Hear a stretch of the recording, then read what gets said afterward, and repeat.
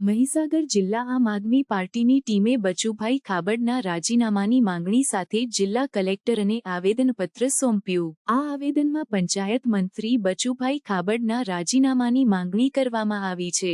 મંત્રીએ તેમના પુત્રો પર લાગેલા ભ્રષ્ટાચારના ગંભીર આરોપોને કારણે રાજીનામું આપવું જોઈએ એવી પાર્ટીની દલીલ છે। આ આરોપોમાં 71 કરોડની ઉચાપતનો ઉલ્લેખ છે અને વધુ તપાસમાં આ રકમ 250 થી 500 કરોડ સુધી પહોંચી શકે છે એવું પણ જણાવાયું છે। આ મામલાને વધુ ગંભીર બનાવે છે મંત્રીના વિવાદાસ્પદ નિવેદનો।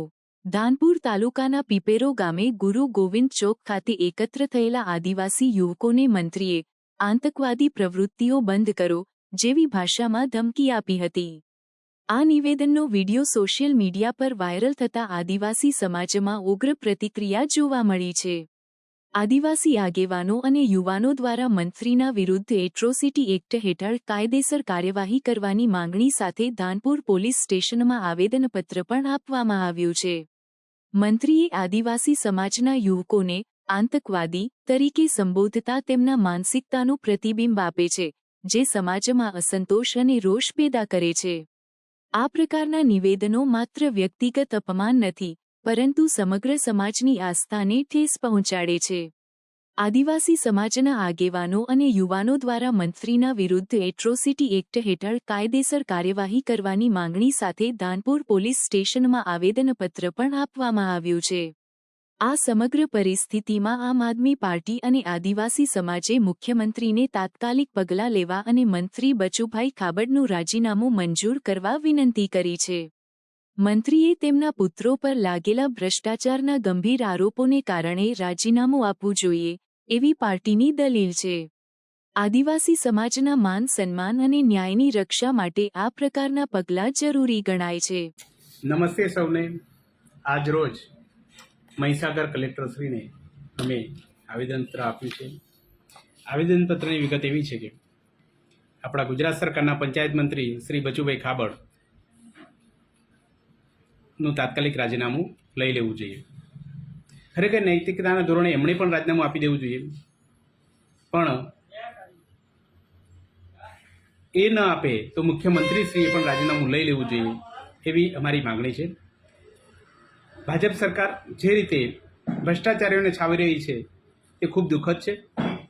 મનરેગા યોજના એટલે કે ગરીબ વર્ગોના હિત માટે રોજગારી પૂરી પાડતી આ યોજના છે, ત્યારે કરોડો રૂપિયા ચાવ થઈ જાય છે। કશું કામ કર્યા વગર એ રૂપિયા વપરાય છે, કાગળ પર વપરાય છે।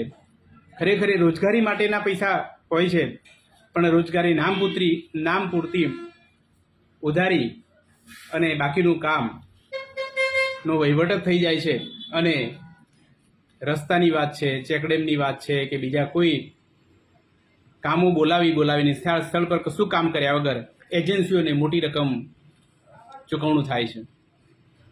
હમણાં જ આપણે સૌ જાણીએ છીએ તેમ કે ધાનપુર તાલુકામાં આ પંચાયત મંત્રીના 2 પુત્રોની એજન્સીઓમાં કરોડો રૂપિયાનું પેમેન્ટ થયું છે। જે ફરિયાદ છે ઓફિશિયલી એમાં 71 કરોડ રૂપિયા છે, પણ આ ફક્ત 71 કરોડ નહીં, આ 3 ગામની વાત નહીં, આખા તાલુકાની વાત છે। અને આખા વિસ્તારમાં જો ચેક કરવામાં આવે ને તો ખરેખર ઘણા બધા કરોડો એટલે કે 250 કરોડ, 300 કરોડ કે 500 કરોડ સુધીનું ભ્રષ્ટાચાર થયેલો જોવા મળે છે। ત્યારે અમારી સરકારને વિનંતી છે કે જે આ લોકો પકડાયા છે અને એમની જે કાયદેસરની કાર્યવાહી થઈ છે એમને તાત્કાલિક કાયદેસરના પગલાં લઈ રકમ રિકવરી કરવી જોઈએ અને ગુનાહિત જે કંઈ પુરવાર થાય છે એમને કાયદેસરની સજા પણ થવી જોઈએ। ફાસ્ટ ટ્રેક કોર્ટમાં કેસ પણ ચાલવા જોઈએ અને એના માટે એ એજન્સીઓ છે, એ એજન્સીઓને પેમેન્ટ કરનાર એ વહીવટી તંત્ર છે, એ ગામ લેવલનું હોય, સરપંચ તલાટી હોય કે સુપરવાઇઝર હોય, તાલુકાના જે કંઈ જવાબદાર એપીઓ હોય કે ટીડીઓ હોય કે એને આ બધાને જે કરોડો રૂપિયાની મંજૂરી આપનાર ડીડીઓ પણ હોય, એ બધાને ખરેખર આ સકંજામાં લઈ સરકારે કાયદેસરના પગલાં લેવા જોઈએ એવી અમારી માગણી છે। અને બચુ ખાબડ તાત્કાલિક રાજીનામું આપે એવી અમારી માગણી છે। આ માગણી અમે કલેક્ટર થ્રુ મુખ્યમંત્રી શ્રી ગુજરાત રાજ્યને મોકલી આપી છે। આજનું આવેદનપત્રમાં આ સ્પેસિફિક ચોખ્ખી અમારી માગણી છે કે તાત્કાલિક રાજીનામું લઈ લેવું જોઈએ અને એક દાખલો બેસાડવો જોઈએ। આપ સૌનો આભાર. અને આ સોશિયલ મીડિયા, પ્રિન્ટ મીડિયા, પત્રકાર મિત્રોને પણ વિનંતી છે કે આ બાબતે એક જાગૃતિ અભિયાનના ભાગરૂપે જ્યાં પણ ભ્રષ્ટાચાર થઈ રહ્યો છે ત્યાં જાગૃતિ કરી સરકાર જે કંઈ ખોટું કરી રહ્યું છે, જે કંઈ એમાં સામેલ હોય, એ મંત્રીના પુત્રો હોય કે મંત્રીઓ પોતે પણ હોય, એ બધાને સામે કાયદેસરના પગલાં લેવા જોઈએ. આ સાથે એક લાઈન એ પણ કહી દઉં કે નળ સે જળ એ પણ એક મોટું છળ છે અને કરોડો રૂપિયાનો એમાં ભ્રષ્ટાચાર થયો છે. એ બાબતે પણ સૌ પોતપોતાના ગામમાંથી વિડીયો કરીને ફેસબુક લાઈવ થઈને જાહેર રીતમાં ચર્ચા કરે એવી અમારી માગણી છે. આભાર આપ સૌનો. હું બાબુભાઈ ડામોર, આમ આદમી પાર્ટી મહીસાગર જિલ્લા પ્રમુખ.